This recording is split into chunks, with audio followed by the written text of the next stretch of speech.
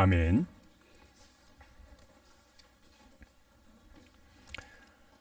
오늘 저는 바울을 쇠사슬로 결박하라 라고 하는 제목의 말씀으로 함께 말씀이 주는 교훈을 나누려고 합니다. 오늘 나누고자 하는 말씀의 주제는 편견, 오해, 그리고 더 나아가서 모함을 통한 위험성에 대한 내용을 나누고자 합니다. 많은 사람들이 편견을 가지고 있거나 또 오해를 하는 경우, 더 나아가서 그런 것을 바탕으로 모함을 하게 되면 억울한 사람들이 짓밟힘을 당하기도 하고 많은 위험을 당하기도 한다는 사실입니다. 자, 오늘 본문의 말씀의 내용은 바울 사도께서 예루살렘을 방비하던 로마의 천부장 그리고 그 수하의 군대에게 긴급 체포를 당하는 과정에서 그 천부장이 부하의 수하들에게 바울을 두 쇠사슬로 결박하라 라고 하는 그런 명령의 말씀입니다. 천부장은 당시 예루살렘에서 소요 사건이 발생했다는 소리를 듣고 군대를 동원하여 그 소요 내용을 진압하기 위해서 출동을 하게 되었습니다. 아마도 천부장은 과거에 예루살렘에서 있었던 약 4,000명의 자객을 거느렸던 그 소요 사건을 떠올렸을 것입니다. 또다시 이런 큰 소요가 예루살렘에 지금 나타났다라는 소식에 천부장은 놀란 가슴을 안고 달려가 그 소요 사건의 주동자로 바울을 지목하고 바울을 긴급 체포하라는 명령을 내리게 된 것입니다. 바울 사도는 그렇게 하여 두 쇠사슬에 결박당한 채 당시 군대가 주둔하던 영내로 끌려가게 되는 과정이 오늘 말씀의 배경입니다. 여러분, 바울 사도는 예루살렘에 오기 전에 그를 사랑하고 아끼던 많은 제자들, 때로는 예언가들에 의해서 당신은 예루살렘에 가면 결박을 당할 것입니다. 그러니 예루살렘으로 가지 마십시오. 결박만 당할 것이 아니라 자칫 죽음을 당할 수 있는 위험이 있으니 예루살렘으로는 절대로 가면 안 됩니다. 라고 하는 적극적 만류들이 있었지 않았습니까?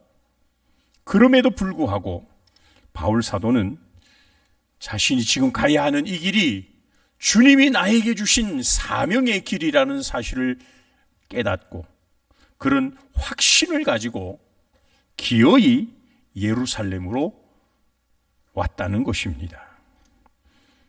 처음 바울이 예루살렘에 도착했을 때 유대인들이 바울을 해하려고 한다는 그런 소문이 예루살렘에 자자하게 퍼져 있었습니다. 그래서 당시 예루살렘 교회의 지도자였던 야고보가 바울로 하여금 유대인들의 환심을 사기 위하여 유대 전통 결례를 바울이 돈을 내서 그것을 행함으로 유대인들의 마음을 좀 누그러뜨리고자 하는 제안을 하기도 했었습니다. 바울 사도는 그런 권유를 받아들여 유대교의 결례를 행하는 데 일주일가량 시간을 그곳에서 보냈습니다. 그런데 결례의 기간이 거의 끝날 쯤 되었을 때 아시아로부터 왔던 유대인들이 이제 백성들을 선동하기에 이른 것입니다. 그들이 가졌던 편견, 오해가 결국은 바울을 모함하기에 이르렀고 이것을 통하여 예루살렘에 있던 유대인들은 바울을 돌로 쳐 죽이고자 달려들었던 것입니다. 이런 소동이 예루살렘에 일어나게 되었다는 소식을 들었던 천부장은 이 소요를 진압하기 위해서 군대를 동원하였다는 것입니다. 여러분, 오늘 우리가 나누고자 하는 말씀의 배경 속에 우리가 첫 번째 기억해야 할 사실이 있습니다. 그것은 바울이 이렇게 결박을 당하는 과정에서 가져왔던 오해의 부분을 우리가 생각해 보자는 것입니다. 바울 사도는 당시 함께 동행하던 동행자 중에 이방인 동행자가 있었습니다. 그 이방인 동행자가 바로 드로비모라고 하는 사람이었습니다. 드로비모는 이방인임에도 불구하고 바울과 함께 선교를 위한 일에 헌신했던 아주 귀한 인물이기도 합니다.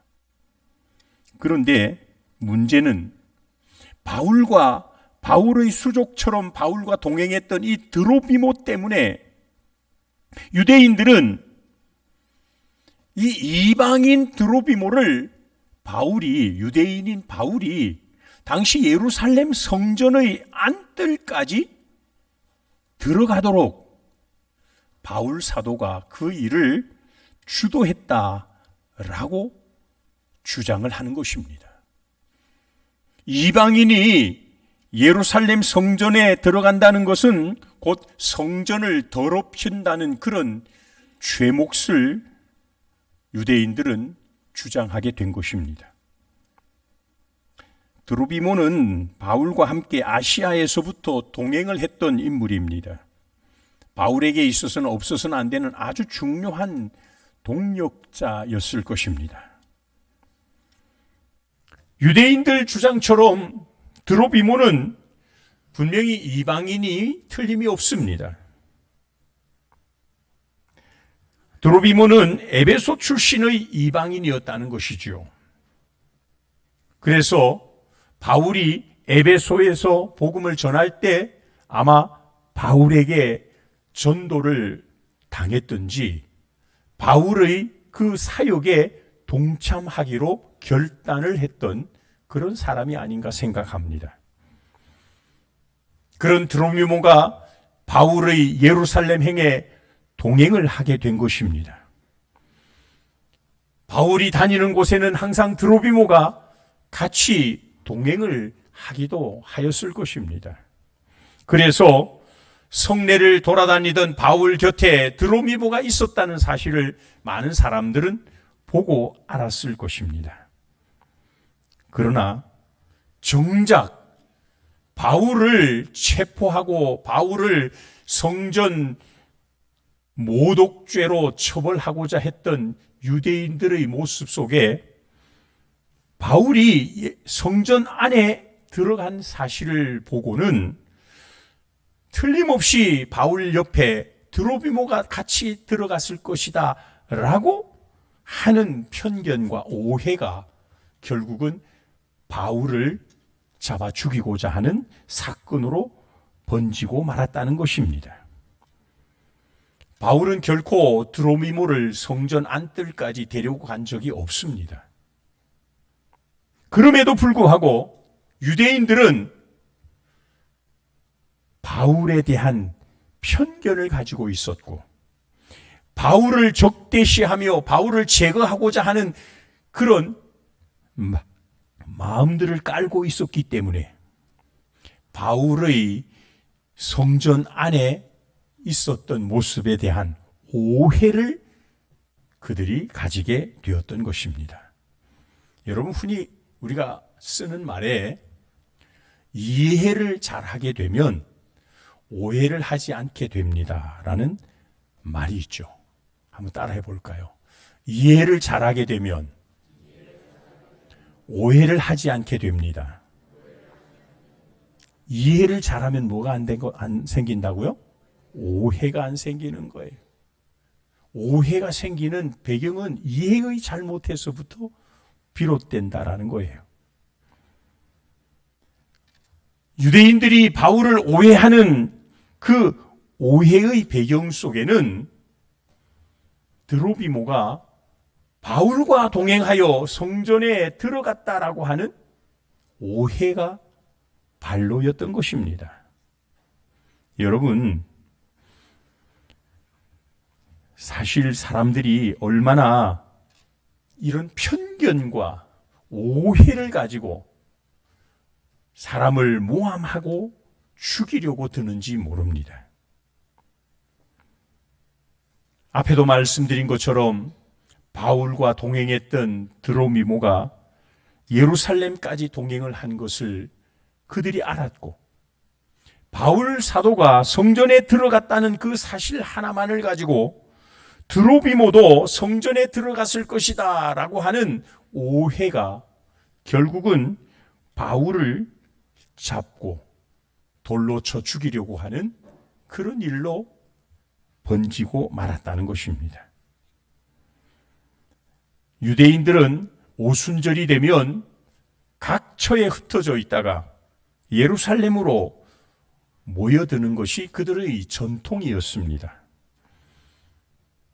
구약 성경에 1년에 3차례씩 절기가 되면 유대인들은 예루살렘 성전에 나와 제사를 드리는 것이 그들의 전통이요 관례였기 때문에 그렇습니다.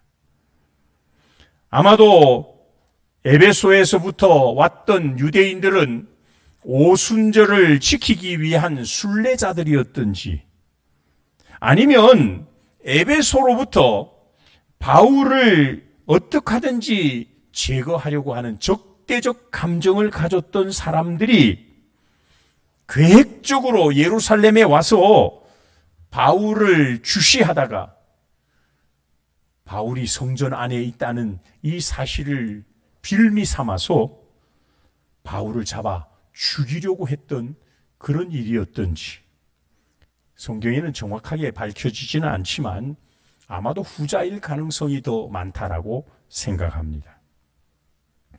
바울이 에베소에서 복음을 전할 때 3년 동안 복음을 전할 때 많은 에베소 사람들이 바울의 복음을 듣고 변화된 역사를 일으키지 않았습니까?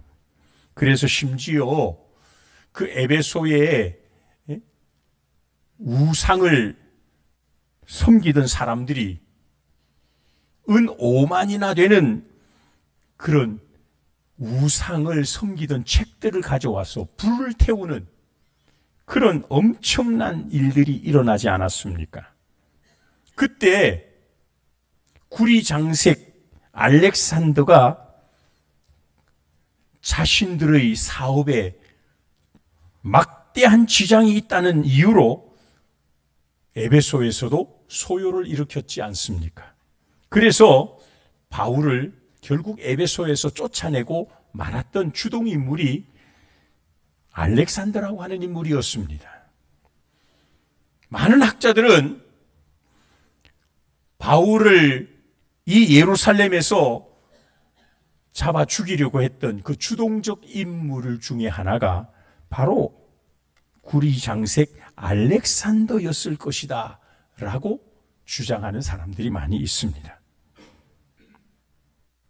어찌됐든 그들이 바울을 잡아 죽이려고 했던 것은 분명히 잘못된 그들의 판단 때문이었다는 사실입니다. 바울 사도가 유대인들에게 붙잡혀 끌려나가게 된 장소를 오늘 27절에서 보면 성전의 바깥뜰이었다라고 말하고 있습니다. 27절에서 거기에서라고 하는 이 성전을 언급할 때 엔토히에로라고 하는 단어를 쓰고 있습니다. 만약에 성전 안뜰, 성전 내부를 말하려고 하면 호나오스라고 하는 헬라 말이 쓰여져야 합니다. 바울이 지금 유대인들에게 붙잡힌 장소는 성전이었는데 그 성전은 엔토히에로라고 하는 그 곧 성전의 바깥뜰이었다는 사실입니다. 이건 무슨 말이냐 하면 당시 성전에도 바깥뜰까지는 이방인들의 출입이 허용되었던 장소였습니다. 그래서 그곳을 이방인의 뜰이라고 부르기도 했던 것입니다. 당시 로마 당국도 이런 유대인들의 전통을 존중해서 이방인인 로마 사람들조차도 성전 안뜰까지는 잘 들어가지 않았다고 합니다.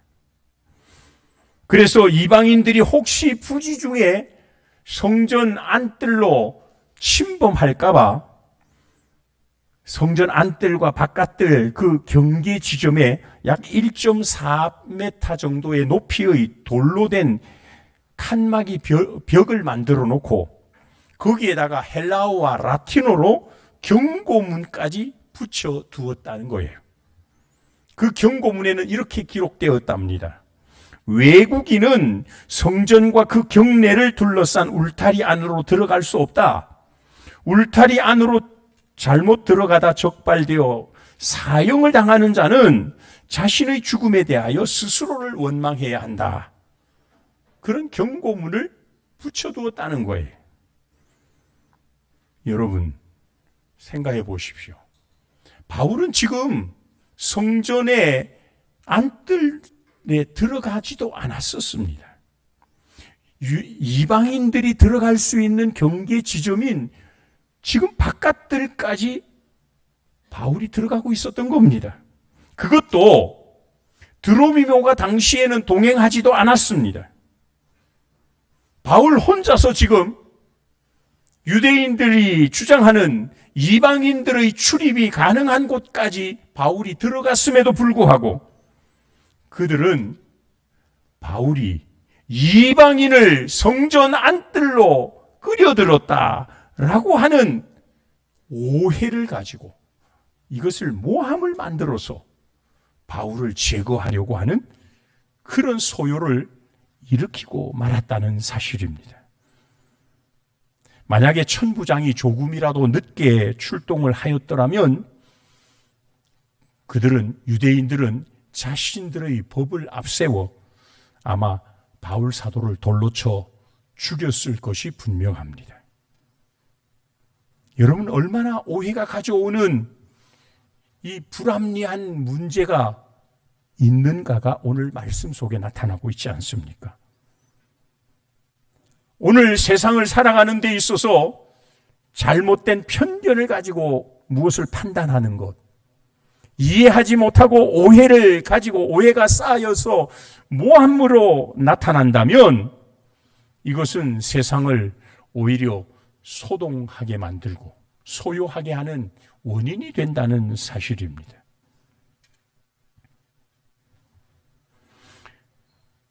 오늘 사도행전 22장 24절을 보면 천부장이 바울을 영내로 데려가라 명하고 그들이 무슨 일로 그에 대하여 떠드는지 알고자 하여 채찍질하며 신문하라 라고 말하는 내용이 나옵니다. 여러분, 가만히 보면 유대인들만 오해한 것이 아닌 듯합니다. 소요를 진압한다고 하는 목적으로 출동을 했던 당시 천부장 역시 편견을 가지고 있었다는 거예요. 바울을 죽음으로부터 건지기는 하였지만 바울에게 두 쇠사슬로 결박하라 라고 하는 명령을 하고 있지 않습니까? 그리고 바울을 영내로 끌어다가 채찍질해서 신문해라. 왜 이런 소요 사건이 일어나게 했던지 그 주동자인 바울을 채찍질하려고 하는 명령을 내리고 있었다는 사실을 봅니다. 여러분, 이것이 오해라는 것이지 않습니까?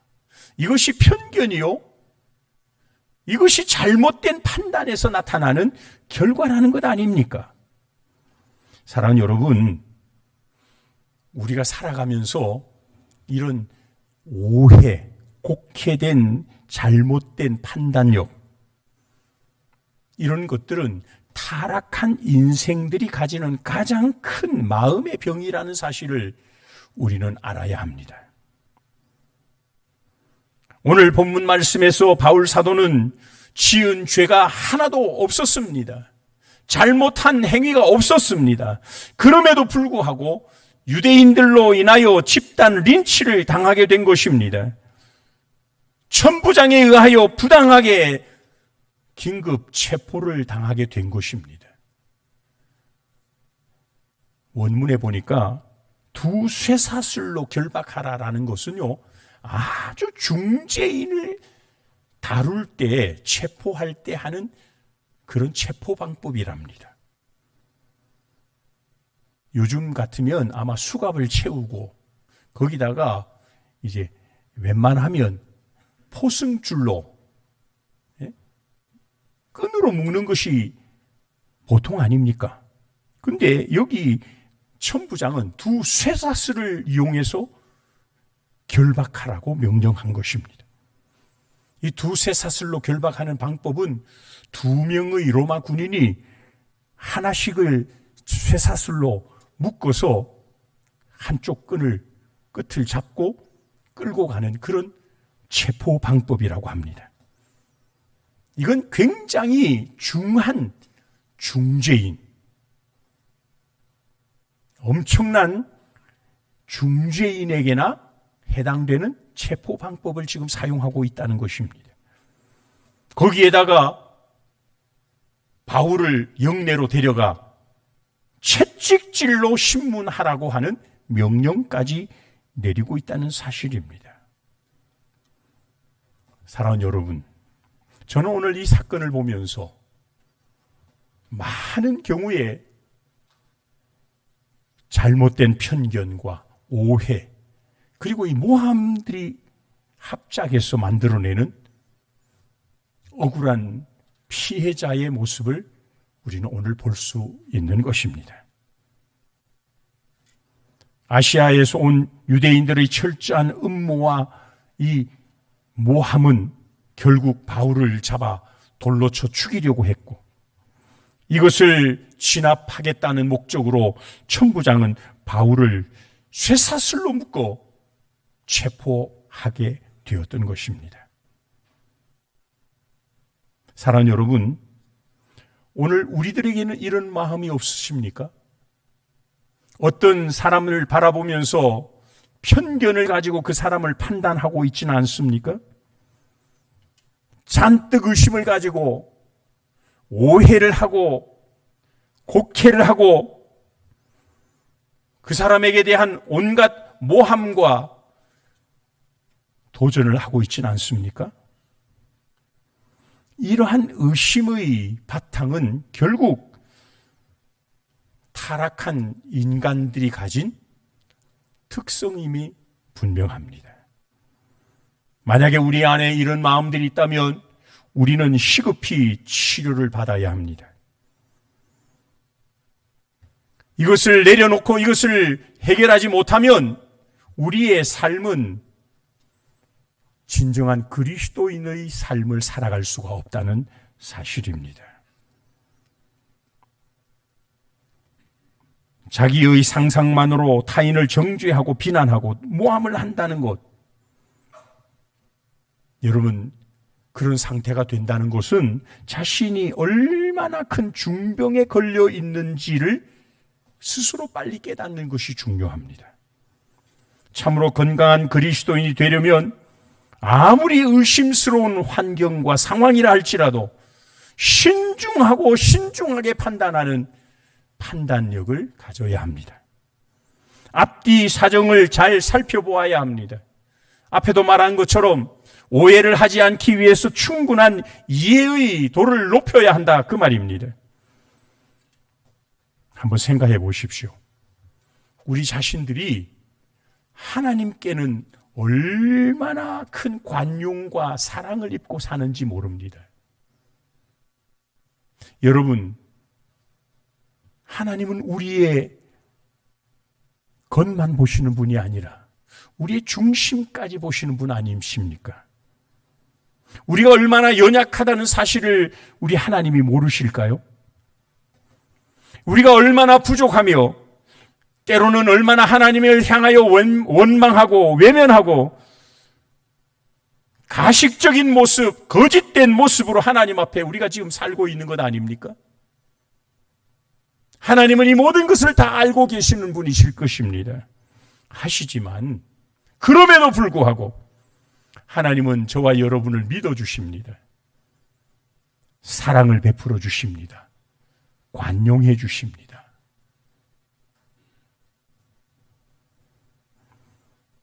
우리는 하나님 앞에 이런 대접을 받고 살고 있습니다. 우리는 하나님으로부터 이런 은혜를 지금 입고 여기까지 온 것입니다.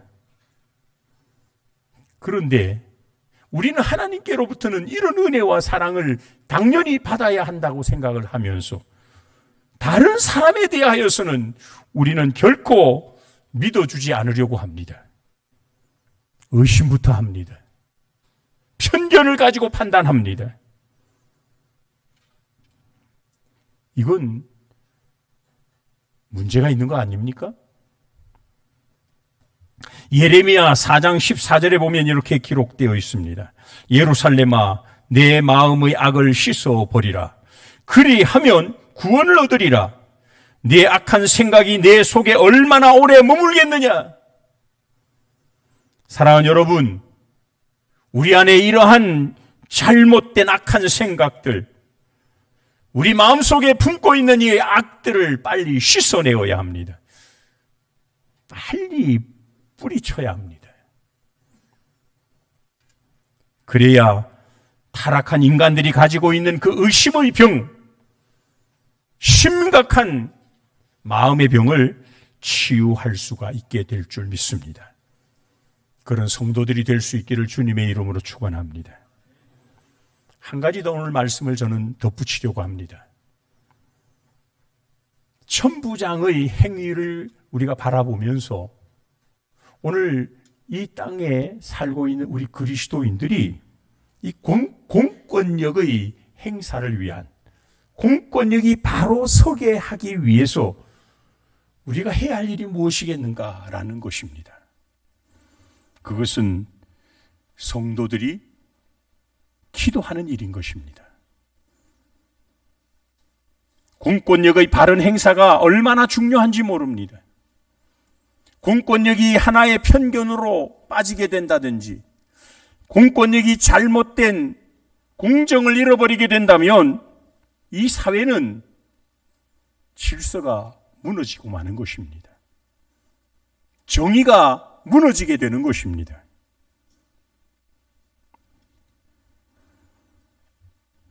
여러분, 프랑스의 사상가인 파스칼은 이렇게 말했습니다. 공권력의 본래의 뜻은 보호하는 데 있다라고 말했습니다. 공권력이라고 하는 건 부당한 폭력으로부터 선의의 피해자를 보호하는 것이 공권력이 되어야 하는 것입니다. 그래서 하나님은 그런 공권력에 대하여 우리 성도들에게 순종할 것을 명령하시기도 하셨습니다. 로마서 13장 1절부터 이하의 말씀에 보면 이렇게 말합니다.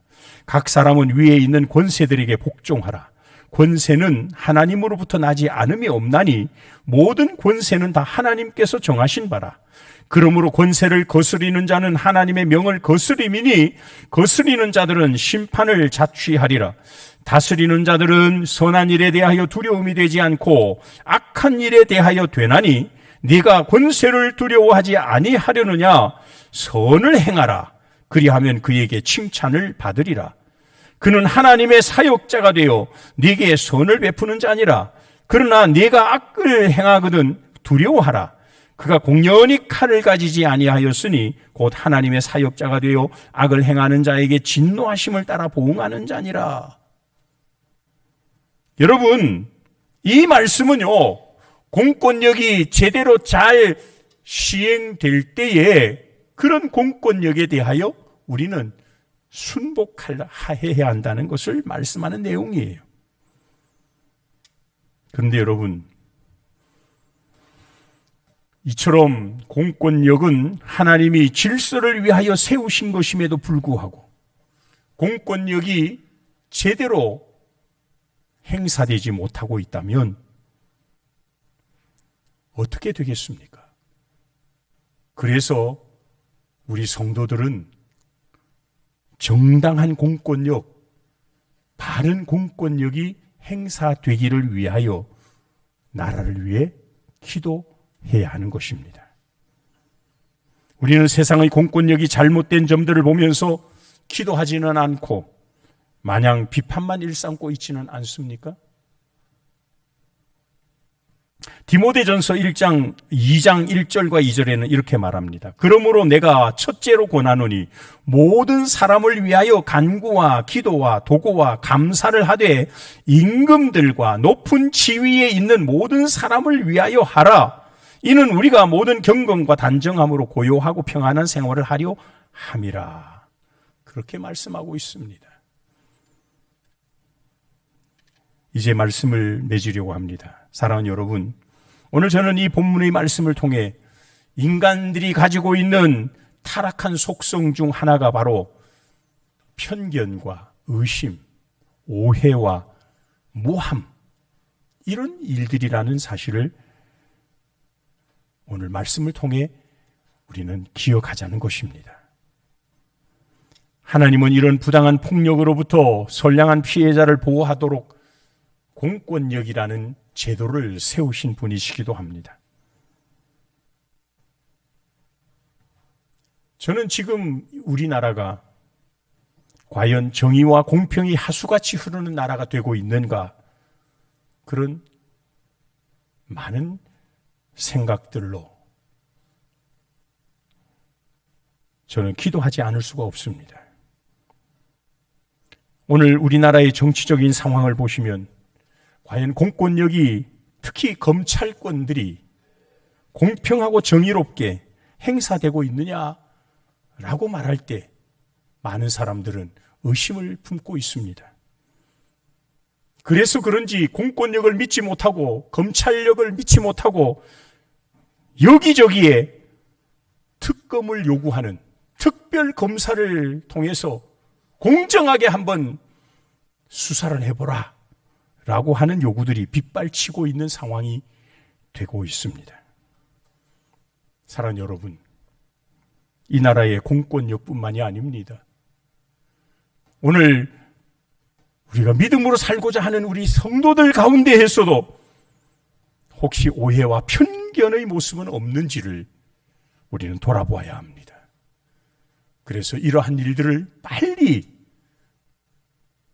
내려놓고 바른 판단을 할 수 있도록 깨어 기도하시기 바랍니다. 우리나라의 공권력이 제대로 바로 설 수 있기를 위해서 정의와 공평이 하수와 같이 흐르는 그런 나라가 되게 해 주시옵소서. 우리 신자들의 기도의 몫이 바로 거기에 있어야 할 줄로 믿습니다. 기도하겠습니다. 거룩하신 하나님, 은혜를 감사합니다. 오늘도 우리를 사랑하시고 잘못된 편견, 오해, 모함과 하나님 적대적 감정들이 얼마나 사회를 어지럽게 하고 부당한 일들을 일으키는지를 우리는 잘 알고 있습니다. 우리 안에 이러한 모습들이 하나님 치유되게 도와주시옵소서. 주님의 마음을 품고 사랑과 관용으로 다른 사람을 대할 수 있게 하여 주시옵소서. 나라를 위해서도 늘 깨어 기도함으로 우리 대한민국이 공평과 정의, 참으로 아름다운 나라의 모습을 바로 세워나갈 수 있도록 하나님 도와주시옵소서. 이 모든 말씀을 우리를 구원하신 거룩하신 예수님의 이름으로 간절히 기도드리옵나이다. 아멘.